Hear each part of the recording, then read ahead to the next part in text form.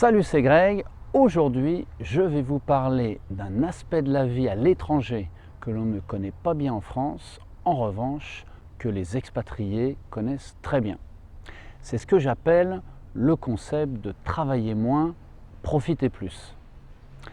J'ai habité à l'étranger depuis l'âge de 22 ans, successivement en Allemagne, en Amérique latine, en Inde, en Chine continentale et puis maintenant à Hong Kong. Et j'ai eu l'occasion à différents moments de ma vie de pratiquer ce concept et je connais également un certain nombre de personnes qui l'ont pratiqué. Pour suivre mes vidéos, abonnez-vous à ma chaîne, je publie une nouvelle vidéo tous les mardis.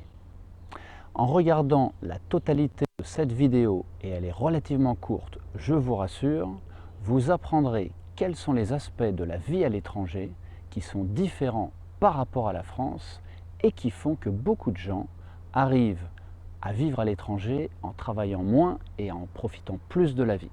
Vous découvrirez qu'il existe des trucs très simples auxquels on ne pense pas toujours en France, mais qui sont extrêmement efficaces pour vous assurer un équilibre parfait entre vie personnelle et vie professionnelle. Alors si on parle de travailler moins, plusieurs questions se posent, vous me direz. À l'étranger, comment va-t-on pouvoir faire sans aide financière, puisqu'a priori on n'aura plus droit à rien? Comment arriver à réduire ses dépenses quotidiennes? Et puis surtout, comment arriver à se ménager un revenu régulier pour pouvoir vraiment profiter de la vie? Peut-on se passer des aides financières telles que celles qu'on reçoit en France communément, comme les allocations familiales, les APL, etc. Quand on est à l'étranger, on s'aperçoit très vite que les aides de l'État sont en général réservées uniquement aux gens qui sont vraiment dans le besoin. Et que tout le monde, en fait, est parfaitement habitué à vivre, à faire son budget personnel sans aucune aide extérieure. Le gros avantage, mis à part le fait bien sûr qu'on va payer moins de cotisations obligatoires qu'en France, c'est qu'on est beaucoup plus libre de se débrouiller, car on sait qu'il n'y a aucune autre alternative que de trouver ses propres solutions financières. Ce qui fait que dès que vous rencontrez des gens sur place, que ce soit d'autres Français vivant à l'étranger ou des locaux, vous vous rendez compte de la multitude d'idées sur la façon de pouvoir vivre en toute indépendance, c'est-à-dire sans perfusion financière.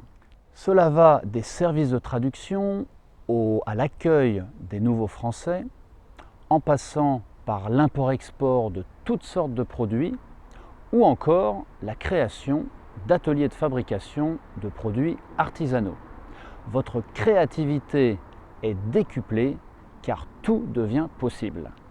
Le second défi, c'est comment contrôler vos dépenses pour éviter de grignoter vos économies de départ. Selon la destination que vous aurez choisie, cela va être plus ou moins compliqué. Plus la destination sera chère et plus il vous faudra trouver des combines efficaces pour limiter vos dépenses. Concernant le logement, la bonne nouvelle, c'est qu'il existe une multitude de solutions pour se loger à pas cher si vous êtes flexible. Par exemple, même à Hong Kong, qui est pourtant une des villes les plus chères du monde en termes de logement, vous pouvez trouver des logements pour 3 fois rien en échange d'apporter un service à la personne qui vous le prête. En son absence, par exemple, en arrosant les plantes, en nourrissant les chats, bref, il existe une multitude de solutions. Et pour ces personnes qui prêtent leur appartement et qui restent dans un autre pays pendant plusieurs mois, au lieu de devoir payer quelqu'un qui doit faire ce travail et qui ne va peut-être pas le faire sérieusement, ça leur permet d'avoir la sécurité, d'avoir quelqu'un qui occupe leur appartement pour s'en occuper et qui du coup, cela réduit fortement le risque de cambriolage, voire de squat pour eux. Voilà, donc win-win situation. Il faut regarder ce type de solution dans n'importe quelle ville. Il y a toujours ce genre de possibilités pour trouver des logements beaucoup moins chers que le marché. D'autre part, il existe une grande solidarité au sein des communautés françaises de l'étranger et vous pouvez faire passer votre message de recherche de logement assez vite en passant par les associations françaises locales. C'est ça aussi l'avantage d'être un Français à l'étranger.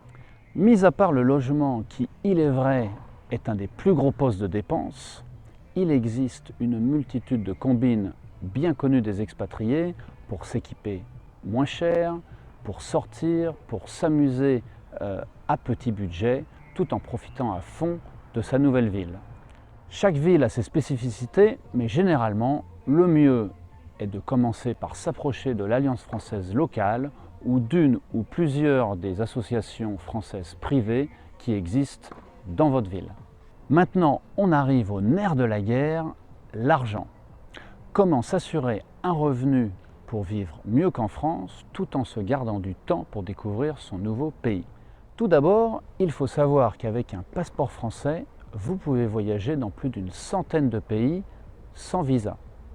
Bien sûr, il s'agit de séjours dits touristiques, mais les durées de séjour autorisées s'étalent entre 1 et 6 mois, ce qui vous donne largement le temps de rencontrer tous les contacts utiles en vue de vous installer ultérieurement. Dans certains pays, il est aussi possible de ressortir pendant 24 heures du pays avant de re-rentrer et ainsi redémarrer la durée de séjour touristique autorisée à zéro. Évidemment, il ne faut pas le faire plusieurs fois de suite, mais la première fois, ça passe sans aucun problème. Le mieux est de combiner un pays qui vous plaît et où le coût de la vie est beaucoup plus bas qu'en France. Ainsi, vos économies vous paraîtront décuplées. Ensuite, inscrivez-vous sur une des plateformes de freelance du type 5euros.com, Fiverr, Ouhi et proposez des services faciles à réaliser du type traduction ou repérage dans les magasins locaux pour les marques étrangères.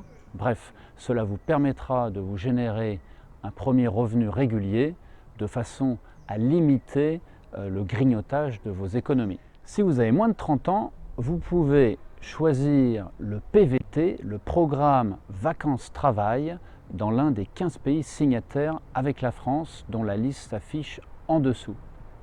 Pour cela, contactez des sociétés en amont de votre voyage et proposez-leur de travailler, sachant qu'ils n'auront pas besoin de faire des démarches pour vous demander un permis de travail, ce qui est un gros avantage pour beaucoup d'entreprises, notamment locales, puisque souvent elles aimeraient bien pouvoir employer un étranger, mais comme elles ne s'y connaissent absolument pas dans les différentes démarches de permis de travail, en général, elles refusent. Avec le PVT, vous avez déjà une autorisation de travailler dans votre pays d'accueil et donc ça peut intéresser beaucoup de sociétés qui n'ont pas obligatoirement besoin d'un étranger, mais qui seraient très contentes d'en avoir un, notamment pour un certain nombre de projets à faire d'une façon différente. À l'étranger, vous découvrirez que le marché du travail est souvent très flexible. On change de job pour différentes sortes de raisons et les employeurs, d'ailleurs, attendent rarement qu'un candidat, quand il rentre dans la société, y reste plusieurs années. Il est donc beaucoup plus facile d'y entrer qu'en France. Si l'on ne s'y sent pas bien, ou si l'on estime que l'on n'apprend plus assez de choses assez vite, il est tout à fait normal de quitter la société et d'aller proposer ses services ailleurs, et notamment plus cher, puisqu'entre-temps, vous avez acquis un peu plus d'expérience. En France, votre salaire correspond au niveau de vie moyen. À l'étranger, votre salaire sera supérieur à celui de la moyenne de la population du fait de votre spécificité d'étranger. Bien sûr, il faut que vous puissiez valoriser cela correctement lors de votre entretien d'embauche. Mais le résultat, c'est que normalement, vous pourrez obtenir un revenu qui vous fait vivre mieux qu'en France.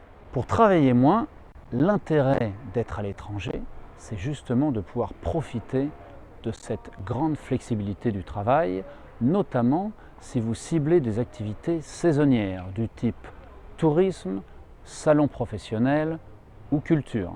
Si vous êtes à votre compte, vous vous bâtissez une clientèle et gérez ensuite votre agenda comme bon vous semble.